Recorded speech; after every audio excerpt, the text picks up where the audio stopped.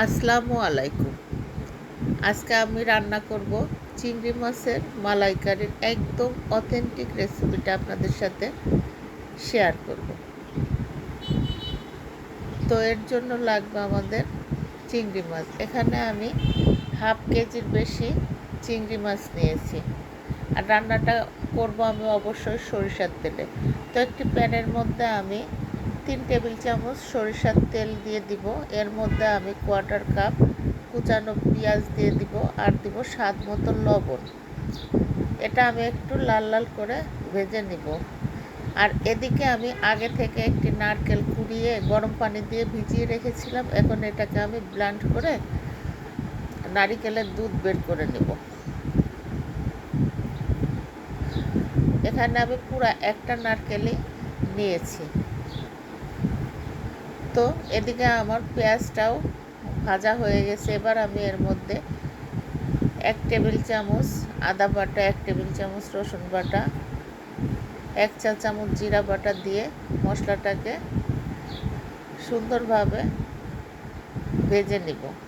এটা যখন ভাজা হবে তখন এর মধ্যে আমি স্বাদ মতো মরিচের গুঁড়া আর হলুদের গুঁড়া দিয়ে দিব। আরও দিব আমি 1 চা চামচ ধনিয়ার গুঁড়া। এবার এর মধ্যে আমি পানি দিয়ে মশলাটাকে সুন্দরভাবে কষিয়ে নিব যতক্ষণ পর্যন্ত মশলা ছেড়ে উপরে তেল না উঠে আসে।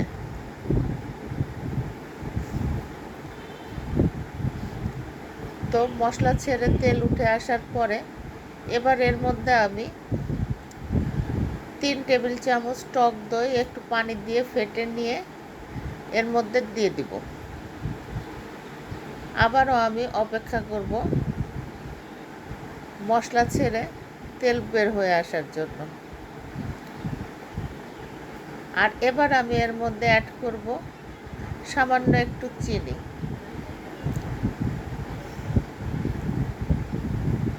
তো মশলা ছেড়ে তেল বের হয়ে এসেছে। এবার এর মধ্যে আমি চিংড়ি মাছগুলা দিয়ে দিব। চিংড়ি মাছ দিয়ে আমি বেশ কিছুক্ষণ কষিয়ে নিব। এটা কষানোর পরে এর মধ্যে আমি আগে থেকে করে রাখা নারকেলের দুধটা অ্যাড করে দিব।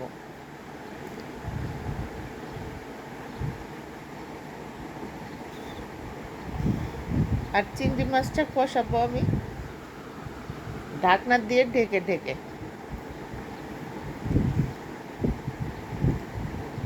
তো আমার চিংড়ি মাছ কষানো শেষ। এবার আমি নারকেলের দুধটা অ্যাড করে দিলাম। দিয়ে আমি ঢাকনা দিয়ে ঢেকে রান্না করে নেব। তো এবার আমার রান্না প্রায় শেষ। এতটুকু গ্রেভি আমি রাখবো একটু মাখা মাখা। তো শেষ পর্যায়ে এসে আমি হাফ চা চামচ গরম মশলার গুঁড়া আর 4-5টা আস্ত কাঁচামরিচ এর মধ্যে দিয়ে দিব। আরও দিব আমি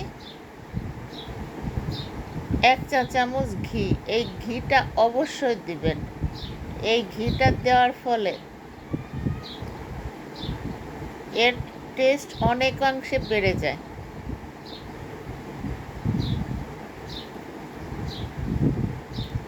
এটা খেতে যে কি মজা আপনি না খেলে বুঝতেই পারবেন না। আর কাঁচামরিচটা দিব আমি আস্ত, শুধু ফ্লেভারের জন্য, ঝালের জন্য না। তো এই ঘিটা দেওয়ার পরে আমি